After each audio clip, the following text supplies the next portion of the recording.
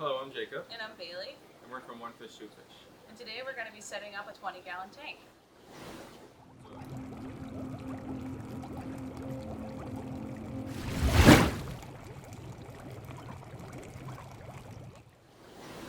So the first thing that we do after we get the tank all set up is we put in the substrate.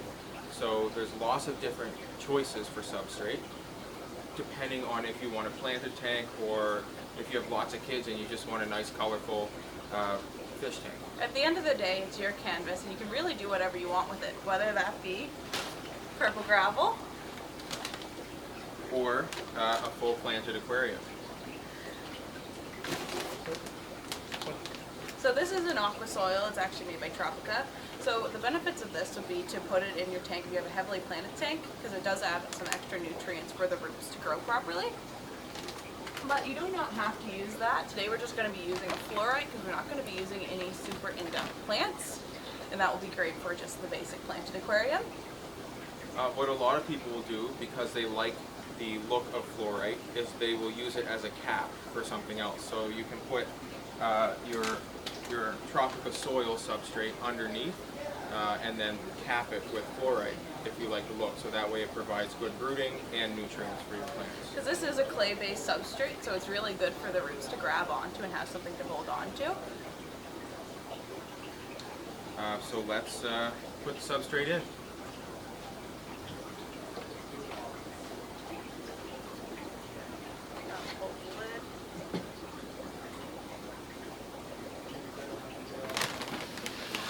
So usually with fluorite, it is best to give it a small rinse. You can't give it a full rinse, but you can put your water in this end, let it come out this end a little bit just to get some of that dust out. It really will never come out completely clear because it is a clay-based substrate, but just getting that initial dust off of it is what we're really after. But today we're just going to put it right in and show you what it looks like if you don't rinse it.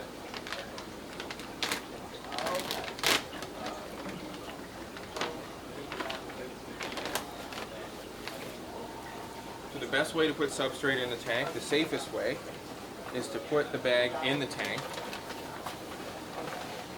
set it down, and just let it slide out of the bag. And then we're going to use our best aquascaping tool, which is our hands, to give that a little push over. And a good tip would be to angle it kind of backwards so it gives a sense of depth into the aquarium. It just looks more visually appealing.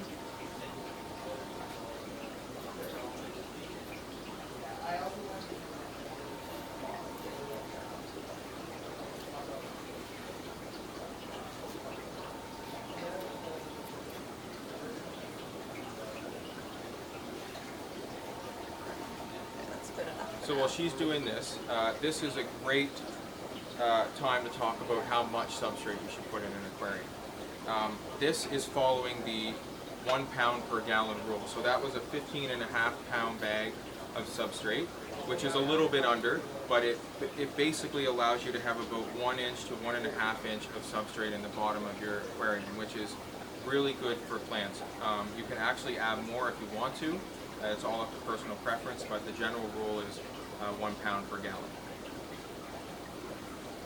So once you have your substrate in, this is when you can start your dry scape later on. So we're going to talk about some other things, but at this point you can usually put in your wood, start gluing plants, that kind of stuff. Your rocks, all that jazz. Exactly.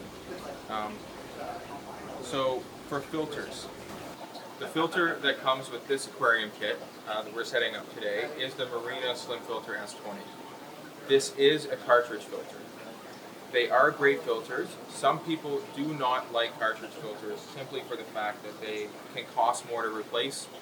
You generally have to replace them after a month, after 2 months sometimes, depending on how stocked your tank is.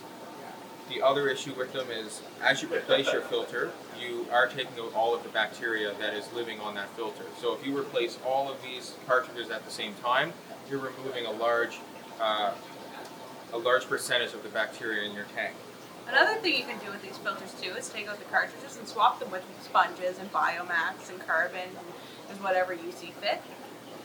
Another great option, if you are looking at switching from a cartridge filter, or you don't want to modify an existing filter, is AquaClear 30.